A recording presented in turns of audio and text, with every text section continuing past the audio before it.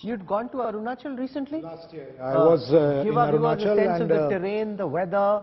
In fact, Rahul, I was there, I think it was October, and the Tawang sector, especially the higher reaches, the forward locations were already freezing. So you can imagine what the situation is going to be right now.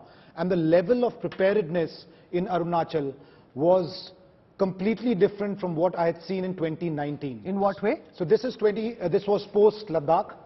We had the M777 artillery at forward locations. We reported from there. The deployment was much more in these areas, and there was a big change as far as surveillance is concerned. There was a huge thrust on the aviation platforms of the Indian Army. In fact, an aviation brigade has come up at the Assam Arunachal border in Misamari, and ever since then we are seeing a ramp up of drone capabilities in these areas, because there was apprehension, there was intelligence that the Chinese are up to something, and this is exactly what they perhaps were up to, and it's because of the ramping up of those that infrastructure and capabilities that I think this was thwarted. Otherwise this would have been. I remember when we were shooting a Jab We Met in Tawang with Kiran Rijiju, I had one jacket on which works very well in Davos in Switzerland, and that wasn't enough. I had to put a second jacket on just to stay warm.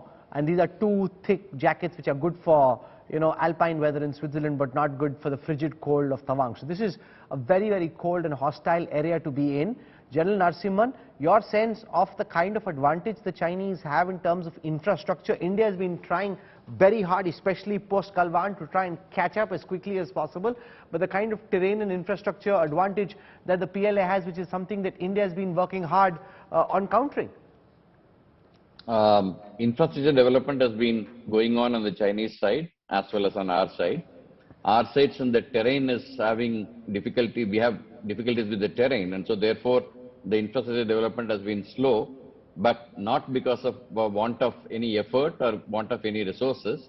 But I think the terrain favors the Chinese far better in these areas. So it is easy for them to make those infrastructure, and they have been making it. And we have not been falling very, very much behind, and we are catching up. It's a matter of time before we could have the necessary infrastructure.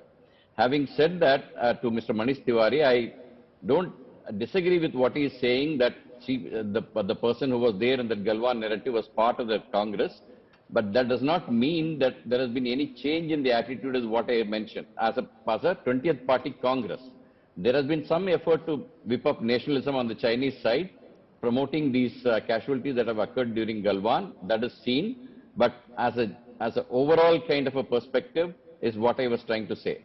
And that is not to say that we have to be complacent. We are not, and we will not be. And Indian armed forces are always ready to face such challenges.